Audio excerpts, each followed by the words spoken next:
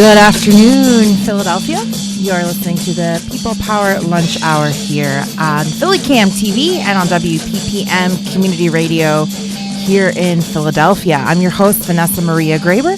On today's show, we're going to be talking to representatives from the Philadelphia Green Party and Superior Court Judge candidate Jules Mermelstein. Later on in the show, we'll talk with organizers from PLAN. They are environmental organizers working on a really great conference here in Philly. We'll have all that and more on this edition of the People Power Lunch Hour. The People Power Lunch Hour is a weekly show broadcast here at PhillyCam on our TV channels and also on our community radio station. And we're here to discuss social movements, activism, local organizing, and issues that matter to you. Stay tuned. We're going to have a great conversation. We hope you'll stay with us.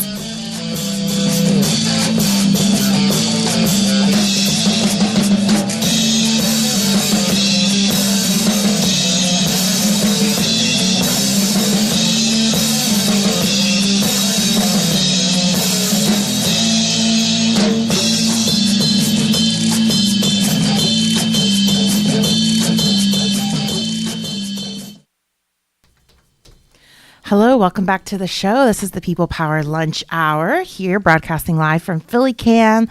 I'm really pleased to introduce our guests for the show. In the first half hour, we have some representatives from the Green Party. I have Christian Banchs here and also Superior Court Judge candidate Jules Mermelstein. Thank you so much for joining us. Thanks, Vanessa. Thanks, Vanessa, for having us. So tell our listeners and viewers out there who might not be familiar with the Green Party, which is a rapidly growing independent political party that represents an alternative to Republicans and Democrats.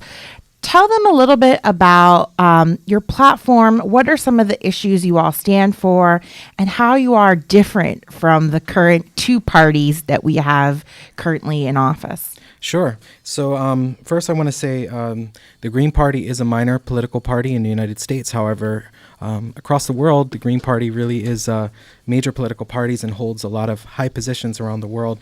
Especially in Germany, right? And Austria, in fact, presidential candidate actually won in a slim margin in Austria. So we're strong around the world. And, if you talk to any Green Party member, they're going to tell you about our four pillars. So if you think about the Green Party kind of like a house, you have your foundation.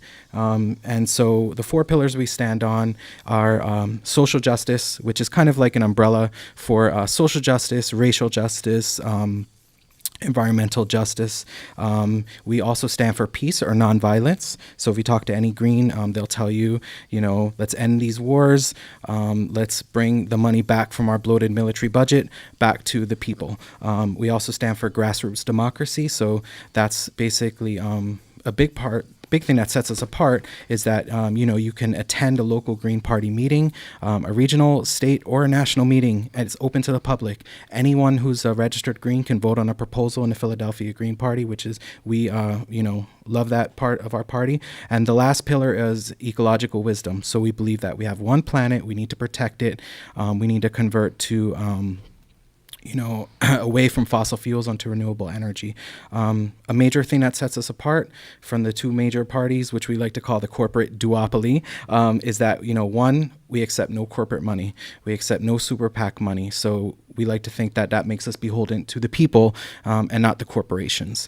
And really, we're looking to represent, and we feel as though our policies will represent not the 1%, but the 99%. So that's, a lot what sets us apart there. A lot of people might say, and, I'm not one of those people, but some people do say, why vote third party? There's probably not a chance that you can win. Yeah, so to that I would say we actually have 141 to this day. It might change tomorrow, but we have 141 elected officials across the country, and that's on the local level, and it's also on the state legislature level. So someone in Maine left the Democratic Party, came to the Greens. So we're really happy about that. It happened just recently. We have so many exciting candidates running at every level to become a Green. And we say certain things were thought impossible, like the abolition of slavery, the 40-hour work week, things that we take for granted now in the year 2017 started off really as third-party movements, people that rose up against the system. So we believe that it's not enough just to resist the current administration. We need a systematic and fundamental change. And that's why we feel the revolution, we should be the electoral arm for that. And that's what we seek to be. What do you think the major issues are? I think the Republican Party has really harped on immigration, for example. The Democrats have really focused on healthcare in some ways. What are the major issues for the Green Party? Yeah, so first of all, healthcare is a human right. So we're the only party to unequivocally stand for Medicare for all. Some Democrats, progressive Democrats, will say they're for it, but in reality, a lot of them are getting, financial contributions from the big pharma, from insurance companies. So we stand for Medicare for all. A lot of us has gotten behind the Fight for 15. There are some deviants of the Green Party that think we should move to different levels, but basically uplifting the working class. We are not a capitalistic party, so we roll with something called eco-socialism, which it's probably a 3-hour show talking about socialism, but we believe that means of production should be owned by the worker and controlled democratically by those workers. So those are things that set us apart big from the major parties. The Green Party meets locally here in Philadelphia and in New Jersey. You put the minutes of your meeting on your website. It seems to be a lot more community oriented and less about electoral politics. Can you talk more about some of the things you're organizing here in Philly? Sure. Thanks for asking that, because I take a lot of pride in saying that, yes, we're in the Green Party. We believe electorally in the Green Party. But with that being said, a lot of us are activists before we are, Green Party members. The Green Party is just a vehicle to get the changes that we want to see. So locally, we've been building coalitions. We've been working with Philadelphia 350 on a, fracked gas plant that they want to try and build in Nicetown, which, as we know, is going to harm that community, which just so happens to be people of color, Black and brown people. So we're fighting against that. Recently, personally, I'm part of the Philadelphia Tenants Union, and we've been fighting for a while now for just cause legislation. And we actually forced City Council to introduce what they call good cause legislation, but it's similar, that protects tenants. We're also fighting to police reform, community control of the police, take down, I know the Frank Rizzo statue's been like a, hot button topic, but, a lot of us individually have been fighting for that cause for over a year now. So those are just some, little campaigns that we've been working on. Right. So it's less about, less about electing people and more about building a movement, right? I think it's a two-pronged approach, right? I think we have to do this and this because, it's like Brother Michael Cord said the other week when we were talking. It's about stat choose and stat shoots. So yes, we want to work on local issues, but we also need to elect the people that will enact the policies that we demand. And I think that's what the Republicans and Democrats, or should I say the Democratic rule in this city, the oligarchy, has been neglecting for quite some time. And that's why we have Brother Jules here running for Superior Court of State of Pennsylvania. All right. Well, let's introduce Jules. Jules Mermelstein. Is it Steen? Stein. Jules Mermelstein has been a licensed attorney in Pennsylvania since 1980. In addition to state courts, he's admitted to practice in the Eastern District of PA, the Third Circuit Court of Appeals, and the U.S. Supreme Court.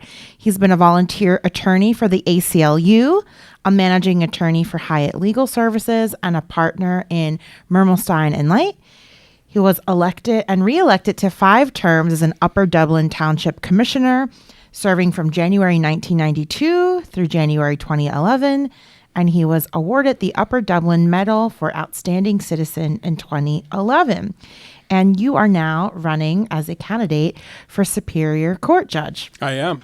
And actually, the first thing I want to touch on is your question about being able to win.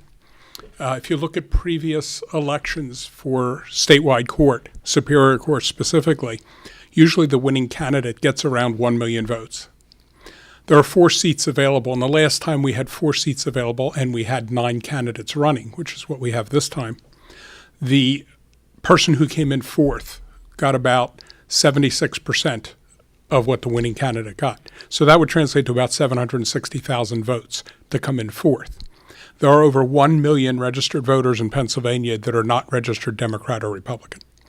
So the possibility is there. Plus, the largest union in Pennsylvania, the Pennsylvania State Education Association, with 181,000 members, just recently endorsed me, and it's the first time they've endorsed a third-party candidate for a statewide office. That's amazing. Congratulations. And Vanessa, if I could just also point out really quick that, recent numbers have shown that independents in Philadelphia actually surpass Republicans in Philadelphia. So did not know that. We were pretty stoked about that. So that is independent power. A growing group of Absolutely. people as more and more folks become disillusioned with the current political system. I watched one of your videos on your website where you talked about other public servants who had been arrested or convicted or left office in disgrace. Can you talk more about that and why that might have inspired you to run? Okay, in recent years, and it's upset me as a lawyer, we've had 3 Supreme Court justices having to resign, one of which was prosecuted for using state employees to help her sister win an election. We've had 2 attorneys general, one from each party, major party, go to jail. We've had 2 judges who were convicted, both of them are Democrats, who were convicted of selling juveniles to a private juvenile prison. And most recently, we had Seth Williams, Philadelphia DA, who was let off in handcuffs after admitting to the facts behind 29 charges of federal corruption. And I'm not saying the Democrats and Republicans are all corrupt, so don't misunderstand what I'm saying here. I'm saying that we've had this corruption, that I think part of it is people just going in and voting party for judges and for other elected officials and not really paying attention to who they're voting for. And part of what the justice system needs to do is have the people have faith in the justice system again. As when I practiced law, I had faith that I would get some semblance of justice for my client. And if I didn't get it at the trial level, I'd go up on appeal. People who see these stories coming out are getting more and more cynical about the Pennsylvania justice system. And I think one of the things we need to do, a couple things we need to do, to have people realize that we don't just have a legal system, we have a justice system. And I think it's incumbent on the judges, especially appellate court judges, to try to push for cameras in the courtroom so that people can see what's going on. And that many judges are fine. They're looking at the law, they're looking at the facts, they're trying to make a reasonable decision. We also need to have the judges willing to spend their time to go out and talk to groups, community groups, student groups, and let them know the process and how things happen in the courts.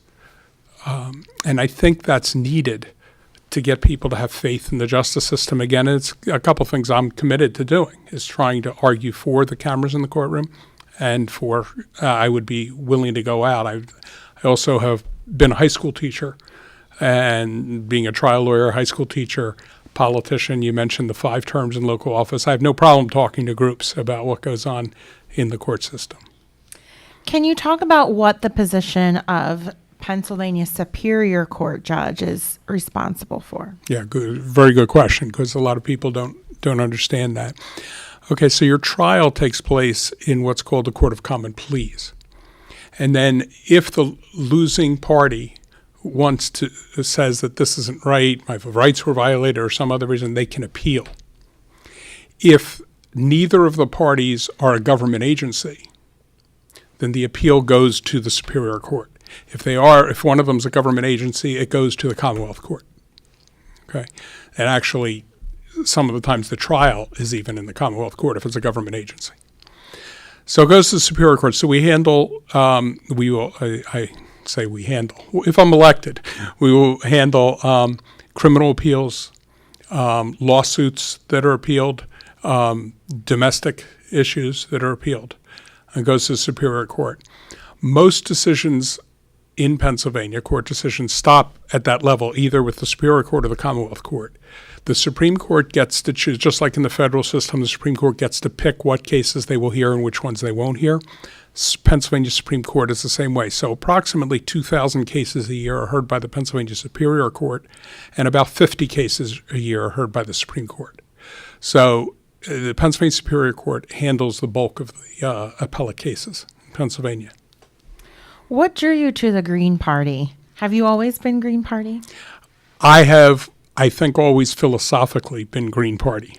I actually was a registered Democrat up until spring of last year when I finally made the decision to switch. I almost switched actually in 2015, and then Bernie decided to run as a candidate for president on the Democratic side, and I wanted to stay at least through the Pennsylvania primary as a Democrat so I could help that campaign. I then switched, but I've always been environmentally conscious, social justice-wise conscious. One of my motivating things in life comes actually from the Old Testament, where it says, justice, justice shall you pursue. And that's what I've tried to do in my life. I think that's what drew me to the Green Party, but I had no intention of running for an office this year. In January, I was reading all these stories about how the new leadership in the Pennsylvania legislature were basically seemed to be copying issues from the Trump campaign and wanting to bring them down to the state level. And I was getting more and more upset. And in the back of my mind, I was thinking, boy, the state judiciary is going to be really important here. And then the first week of the Trump administration, I was getting more and more upset. And in the middle of the week, I started to think, I wonder if I should run for a Pennsylvania judicial office. And then on January 27th, he signed his first travel ban, and on January 28th, I decided to run. Right, because it was the courts that Right. stopped the travel ban. Yeah, well, it's the federal courts in that Right, case. right, federal So I would be dealing with issues like the legislature trying to do some like they have this bill to try to punish sanctuaries, so-called sanctuary cities. Can you talk a little bit about your judicial philosophy? Because legislators run on a platform, but judges run on a philosophy. Okay. So my philosophy is basically to follow the constitutions, both of Pennsylvania and of the federal government. And the whole purpose, if you look at the theory of American government, which I used to teach when I was teaching, the whole theory is that government is designed to protect individuals' natural rights from being taken advantage of by groups or other individuals. And that's what the courts are designed to do, too. The courts are designed to make sure that's what's happening and making sure that the government isn't actually helping take away rights. And so there are a lot of issues out there where the government seems to give rights and then seems to take them away. There's currently an issue in Pennsylvania with the Human Relations Commissions and the anti-discrimination rules, where the legislature has chosen to pick and choose among historically discriminated against groups that get protection from the state. And it doesn't include LGBTQ individuals. That's been a big issue here. And I have a question that I would love to see briefed and argued in front of my court, which is, given that the 14th Amendment of the U.S. Constitution requires states to give equal protection of the laws, and whereas Article 1, Section 26 of the Pennsylvania Constitution prohibits discrimination in the laws, I'm wondering where Pennsylvania thinks they have the right to pick and choose among the historically discriminated groups to get this protection. They may have some reason, but again, as running for judge, I decide all issues based on the facts and the law as presented. But I would like to see that argued, among other issues too. I want to read a quote that you wrote about the inherent racism that's in the system, and as that pertains to some clients that you might have defended. As a former criminal defense attorney, I'm fully aware of the racism inherent in that system. I actually argued a case once to a judge that the Commonwealth hadn't proven my client guilty beyond a reasonable doubt, and his response from the bench in open court was, "The fact that your client's black makes it worse." I took that appeal actually to the court I'm running for and got an order for a new trial before a different judge. Can you talk more about that specific case and why that might have, appalled you? It appalls me. It appalled me, and it also appalled the prosecutor, I must say, because when the judge first said that, the first thing I did was look over at the assistant district attorney, and he was standing there with his mouth ajar when he heard that comment. It was actually a very minor case. It was someone charged with leaving the scene of an accident, and he didn't come to me till after he had defended himself and lost. So I filed a motion for reconsideration before the judge when I read the transcript. And he had done a lousy job defending himself. But still, the Commonwealth hadn't proven that he intended to leave the scene of an accident. What actually happened was he got stuck in snow going around a shopping mall.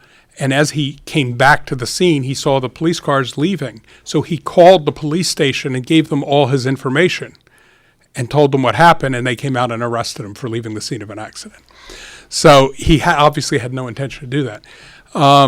That case, it really appalled me. I had, in some cases, suspected discrimination by judges, but never had anybody in open court actually said that. And he tried to defend his comment when I went on appeal in his decision by saying, well, the alleged victim was black, therefore him being black makes it worse. And as I argued to the appellate court, that just shows that he is racist, because why is it worse? Why, if something is done to someone, why does it matter what the color of their skin is? Right. Either way, there should be no mention of the race. Right. Exactly. So that case, even though, you see, he said it in an argument between lawyers, so that the court reporter wasn't taking this down. Mm-hmm. And theoretically, in oral art, in appeals, you can't bring up something that's not of record. So I brought it up anyway, used it in my appeal, and he chose to defend it. Instead of saying it's not of record, you can't consider this, he chose to try to defend it. In the decision, the court used one of the other minor points I had appealed on to reverse the conviction. In a footnote, they said, we can't deal with this because it's not of record. But it's the only time I've ever seen a conviction reversed with the instruction that it's to be heard before a different judge. So they paid attention to that in the order. And imagine that's, a minor case, right? I mean, right. But a lot of times people's lives are on the line, especially people on trial for murder. And we've had many people on this show talk about being wrongfully convicted and going through a lot through the legal system as a result of the racism. Yes, it's very important for appellate judges to be cognizant of that, when they're reading the transcript, when they're listening to the arguments, to be aware that this might be an issue there and to pay attention to it, and not just to assume that that's not part of it, unless you can show it beyond some standard of proof. It's why the U.S. Supreme Court has said it's unconstitutional to kick all of one race off a jury. You can't just do that. Even though you can't prove that racism is involved in the decision, you've got to have both on there. And they did that even though they couldn't prove necessarily that decisions are racist. Well, thank you for sharing that anecdote. I think it's important for people to hear real cases, real people attesting to this, because a lot of times victims feel crazy. They feel like people don't believe them. And so it's important for people to speak out. Christian, I want to ask about, people like Jules who want to make a difference, who feel very conflicted about the current state of politics and want to help. The 2018 midterms are coming up. Yep. Are there plans to organize more people like Jules to run for office? Yeah, I actually got chills hearing you mention that. So what I want to say is that, like I said, we're about grassroots democracy. We're about involving everyone, the community. We're very interested in involving people who have been marginalized in Philadelphia, who have been thrown under the bus in Philadelphia, who have been sold to the highest bidder in their properties, in their rights. So we are actively looking for candidates. In fact, the state of Pennsylvania does have an entity called Green Wave that kind of is in charge of that. But with that being said, anyone who is interested in learning more about us and running as a Green Party member, we encourage them to contact us. And I'm just going to throw out some of our little bit of contact information. The best way to reach us right now is through our social media. And I'll tell you why, because we are getting an upgrade to our website after many years. I'm very proud of our old website that has been in active service. As you mentioned, we posted our minutes for 10 years. So we're getting a new website, so that's under construction. But right now, the best place to reach us is our social media. So on Facebook, we are Green Party of Philadelphia, at Green Party of Philadelphia. Our Twitter handle is at Green Party of PHL. If you're not computer savvy or you don't have a good internet connection, you can call 215-868-7290 and a lovely person will talk to you. Or you can reach us with Gmail at gpopoutreach@gmail.com, gpopoutreach@gmail.com. Our next general membership meeting, which we meet every fourth Thursday of the month, is Thursday, the 26th of October at the Schisler Recreation Center, 1800 Blair. I believe that's right off the Berks exit off of the L. So it's very accessible. It's handicap accessible. Bring your kids. I'm a pediatric nurse. I love kids.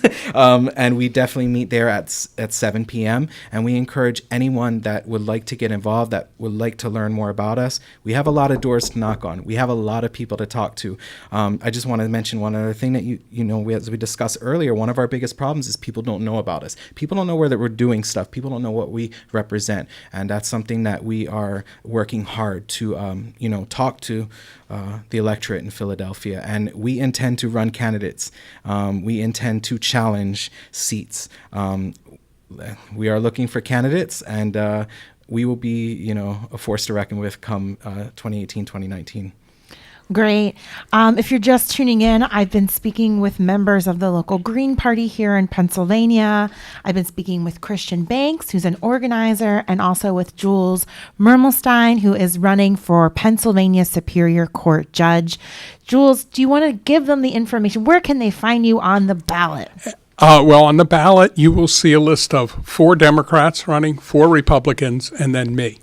Because there's 4 seats available. So the Democrats and Republicans have each nominated one person for each seat. I am the only one. So you can vote up to 4 people. And I think one should reserve at least one, and only one, for someone who's not a member of the Democrats and Republicans, who have all the judicial seats so far in Pennsylvania. He won't call it the corporate duopoly, but I will. And if folks want to learn more about you and do their research, where can they find you on the web? It's julesforjudge.com, and that's JULES, the number 4, judge, JUDGE.com. I'd also like to mention one other thing, since your next guests deal with the environment. An example of the courts and state agencies until recently ignoring the Pennsylvania Constitution. There's an environmental rights amendment to the Pennsylvania Constitution, Article 1, Section 27. It gives us the right to clean air, pure water. It says that the right to the environment and the natural resources in Pennsylvania belong to all Pennsylvanians, including those not yet born. And it sets up a trust with the Commonwealth of Pennsylvania, has to be the trustee to make sure none of this is destroyed. Until recently, state agencies and courts have ignored that. In 2013, was the first time the Supreme Court gave it voice, and there was a recent decision in June of this year that says it is a fundamental right of Pennsylvanians. And so the lower courts and the state agencies, particularly the Department of Environmental Protection, should be giving it more weight than it has been under these decisions. Important information to know. We're going to have to end it there. But again, you can contact both of them online and look for the Philadelphia Green Party on social media, on Facebook, Twitter, all the things. I think Christian wants to say one more thing. I'm looking at you because Jules can't say something that I can. Yes. If you want to help the campaign, if you're not in Philadelphia, if you're not in Pennsylvania, or if you just are not able to knock on doors, phone bank donations are very much needed. As I said, we do not take corporate money, so we rely on the grassroots $27 Bernie standard model of donations. So again, you can go to Jules the number 4 judge.com. Please make any contribution. Anything helps.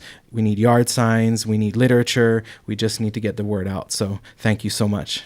All right, Christian Banchs and Jules Mermelstein, thank you so much. You've been listening to the People Power Lunch Hour and watching us on Philly Cam TV, listening on WPPM Radio. We're going to take a short break, and when we come back, we're going to talk with 2 organizers from Plan. Stay tuned here on WPPM 106.5 FM and Philly Cam TV.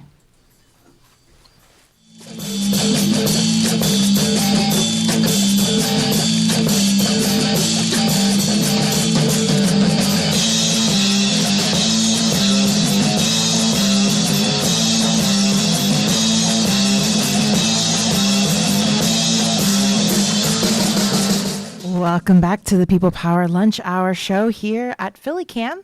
My name is Vanessa Maria Graber, and I'm your host for today. And in the second half hour of the show, we are going to be speaking with members of the Post-Landfill Action Network, also known as PLAN. The Post-Landfill Action Network cultivates, educates, and inspires the student-led zero waste movement. They inform students about the waste crisis and equip them with the necessary skills and resources to implement solutions to waste in their campus communities. Plan empowers their generation to be change makers. I'm joined in the studio by Dhillon, who is the Director of Tours and Events. Nim graduated from the Rochester Institute of Technology with a double major in environmental sustainability, health and safety management, and multidisciplinary studies.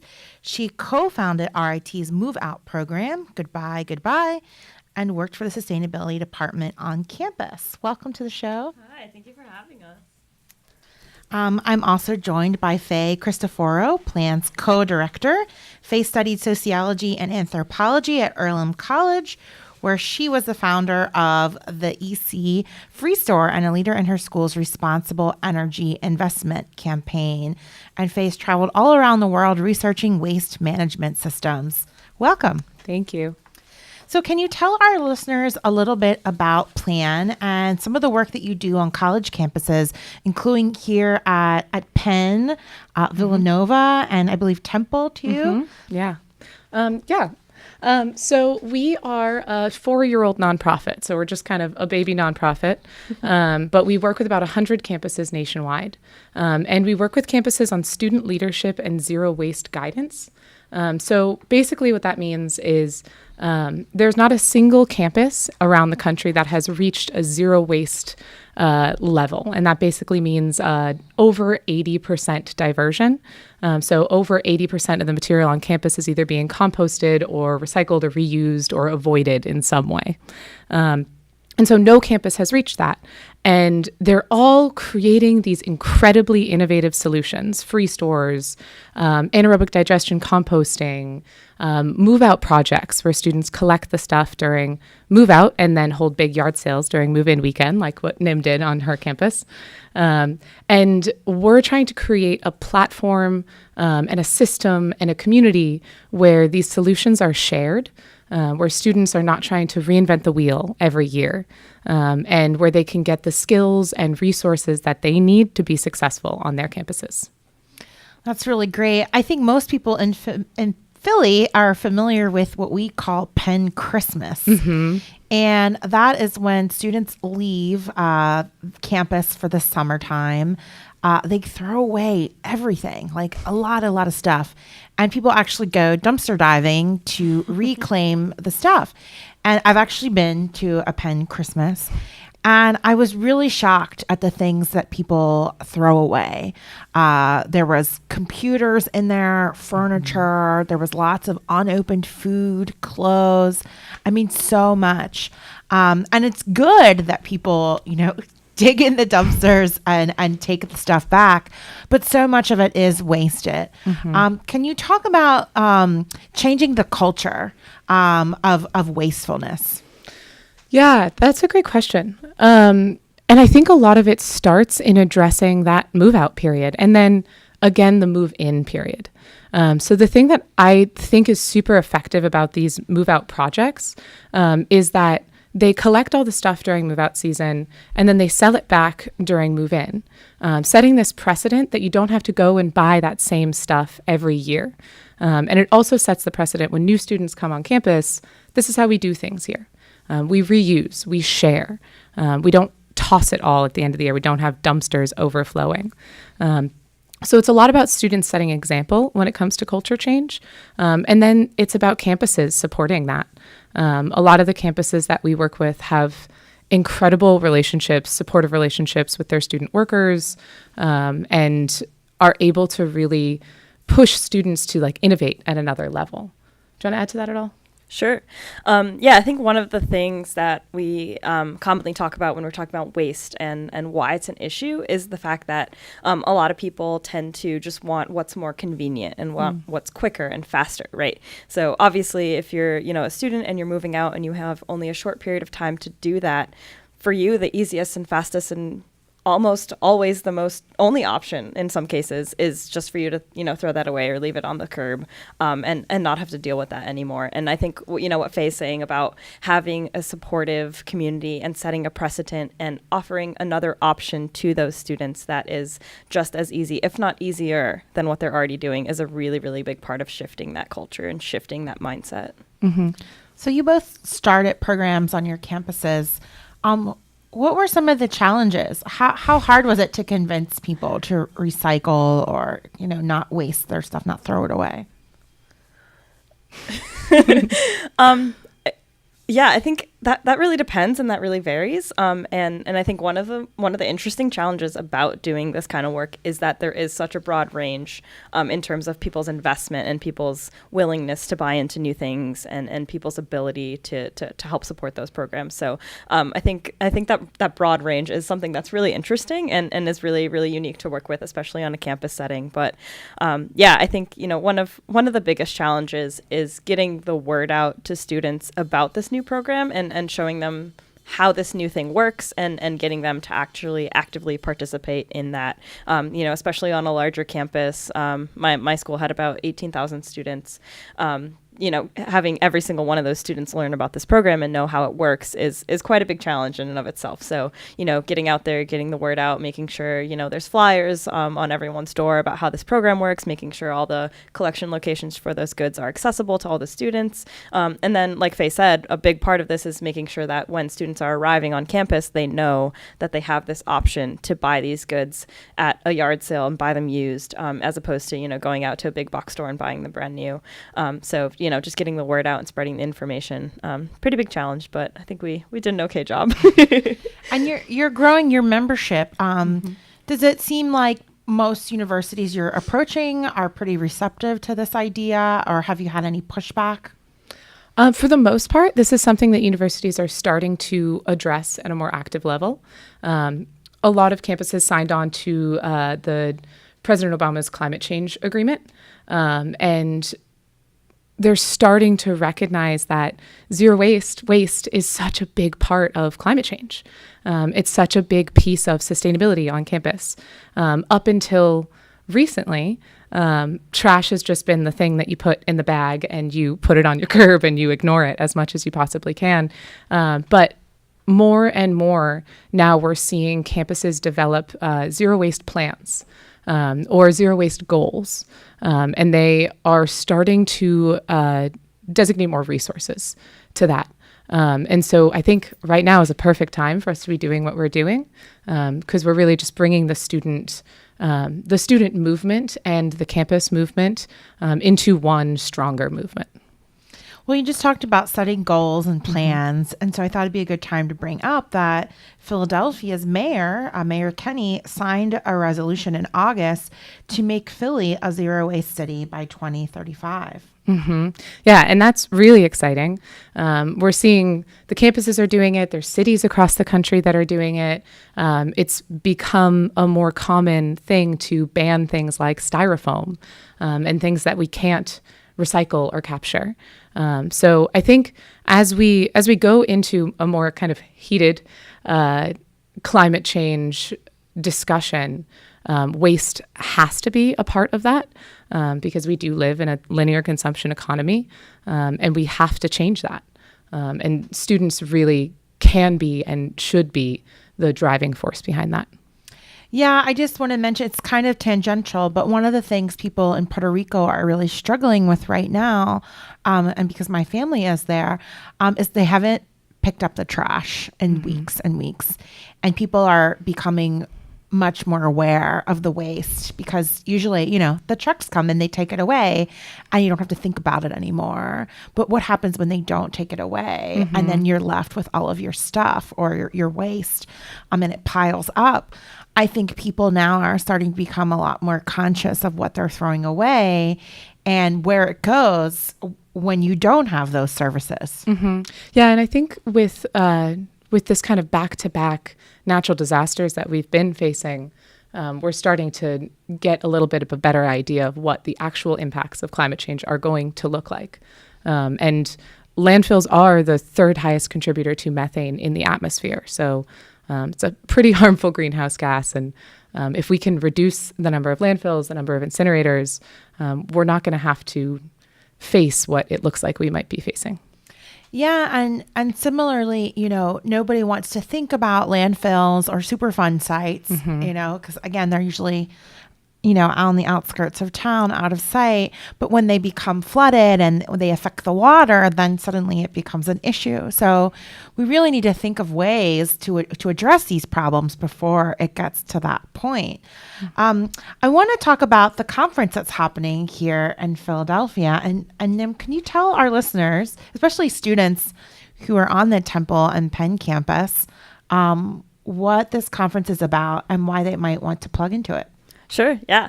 So our conference is actually the largest event that Plan does every year, which is really exciting. We are expecting about 500 people to come from all across the country, and actually beyond that as well. We're expecting some people to come from some pretty long distances to be here and join us for this event. And yeah, it's a gathering of, like I said, 500 people. We have students, we have activists, we have entrepreneurs, we have business innovators, we have artists.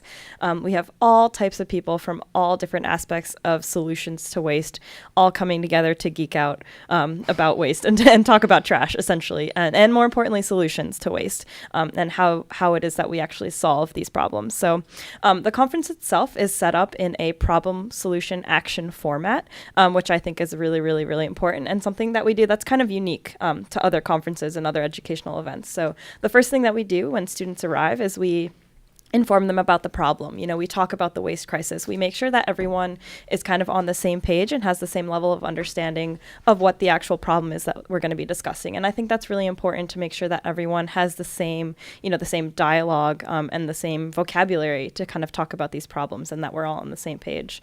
Then we move into talking about solutions. What's currently out there, what's currently being done, what are these great move out programs happening on campuses, what are the composting initiatives, what's Philadelphia doing as a city, what are the solutions that are currently happening, and we talk about those. And then the action component is what I think makes our conference really, really special, and that's wherein we talk about creating action plans for these students to actually take back to their campuses and have a list of things to do and hit the ground running and actually start implementing those solutions on their campuses in their communities when they get back home from the conference. So I think that action piece is really, really important and something that's missing from a lot of other educational events. So we really want to make sure that we're giving the students something to take back with them, to take back to their campus, to take back to their community. That's really great. What are some models, whether they're at universities or corporations or international models, that you sort of look to that have been really successful? Are there anybody out there that have really creative solutions for dealing with waste? Yeah, I think there are a ton. And I think one of the most unique ones I think that we're going to have at the conference this year is an interactive art installation that kind of is aiming to shift people's perception of, the things that we throw away, kind of like what you were saying, and it's not doing it in a way that, they're stuck with their trash and now they have to deal with it, but just kind of like altering people's perception and relationship with the items that we have or had and, have since thrown away. So, using art and using visuals as a kind of way to alter people's perceptions and kind of just get them thinking critically about the things that we all have and that we use every day. Mm-hmm. And on the more like logistical side of things, there's a system that a lot of cities and a lot of campuses actually are starting to set up that's called a CHARM, or a Center for Hard to Recover Material. And a CHARM is a place where you can bring, or sometimes they do pickups, pretty much anything. And they'll help you figure out what to do with it. So yoga mats, styrofoam, batteries, light bulbs, electronics, working things like tool shares, that kind of stuff. And our keynote speaker for our conference is actually the director of EcoCycle Solutions. And EcoCycle is a CHARM in Boulder, Colorado. And not only do they have this facility, but they have this incredibly powerful arm that is reaching out to cities across the country and helping them go through the process of addressing that like hard to handle stuff. And figuring out how to get rid of that impossible to handle stuff. Yeah. And I think one more thing I want to add is that, when we talk about the sustainability and the waste conversation, the most common and generally the first thing to come up is recycling. And I think one thing that we do or try to do a good job of is emphasizing what comes before that, right? Recycling is great. It's really necessary. But one of the things that we try to talk about and emphasize is prevention of waste in the first place. So, things that, Faye mentioned, a lot of cities now are banning styrofoam or polystyrene. Plastic products. So things that are really, really preventing that waste from coming into the stream in the first place. Creating products that are more durable so they don't have to be thrown away. Avoiding this planned obsolescence economy. Thrift stores, free stores, repair, things like that are actually preventing things from needing to be thrown away or recycled in the first place. I think is another really, really important thing that we try and focus on. Yeah, just like your bottle of water here, that's reusable. Exactly. I mean, again, like if people are using that, they don't have to recycle their plastic bottles of water. I know the Bay Area, San Francisco, has banned the plastic bags, which in Philly, people have seen them blowing everywhere from like the bodegas from everywhere. And now you have to bring your own bag, right? So it eliminates that. So there's a lot of things like that people can do that are pretty easy. Oh, yeah. Yeah, there's like really awesome, easy, tiny lifestyle changes that people can make. And one thing that we try to focus on is how those lifestyle changes can like kind of extrapolate. It's not just about you bringing your own bags to the grocery store. It's about you talking to your grocery store about why they only have double packaged produce, and trying to kind of create that system change on top of the lifestyle change that is going to be a piece of that system change. Sure. Yeah. I mean, there's a lot of things people can do, to conserve, right? Because even composting, is a pretty big thing in the West Coast. Even a lot of communities come and pick up the compost. And people here aren't so familiar with that and why it's important. And I just learned about a service here in Philadelphia. It's not like through the city or anything, but they will come by and collect your compost if you really want it. So I was excited to hear about that. And there was also a green building conference here in Philadelphia a couple of years ago at the convention center. And I thought it was really neat because it required all the vendors to only use sustainable products. Cool. And at the time I had been working with a catering company and we had to switch all of our products, right? All the no styrofoam, no plastic, everything had to be compostable items, things that were recycled. And then at the conference, they had like recycling and compost and then just waste. And they had people at each of those things explaining to the participants what that was, why it was important, and how they could do this at home. And I thought like, wow, this is really great, but it's a shame it's just this one convention that's doing that, right? Like what if all the conventions did that and they did them in all the cities? So it really is a long-term approach that you're looking at, right? Because these things don't happen overnight. Yeah, we call that job trash talking. Talking about the trash. Yeah, and getting those things implemented and written into legislature, that's why that is so important, So if you have a law that says, we're not allowed to accept styrofoam in the city at all, like we don't have an outlet for it, so it can't be brought in at all, that's when you start seeing these larger changes on a systematic level, right? So then those catering companies wouldn't be allowed to use it in the first place, and it wouldn't have to be mandated by the specific event organizers. So yeah, that really is like the long-term solution that we're looking for is for those things to be become, systematized and integrated into the actual laws and legislations in the communities that we're working with. Yeah, one of the other things I found is that because the items that we were using were more expensive, we became much more mindful of them. So this is more expensive, so we can't just throw them away. And like, we can't have any mess ups because, that's going to create waste. And again, I thought, well, we should be doing this all the time anyway, right? Like, even if we're not using these expensive, sustainable products, we should still be thinking of that. So, again, it's a change in thinking and culture we're talking about here, right? And I think college campuses are really great places to start. I was telling you earlier at the campus I went to, we initiated our first campus recycling program, which doesn't seem like a big deal now, but there were times when nobody recycled.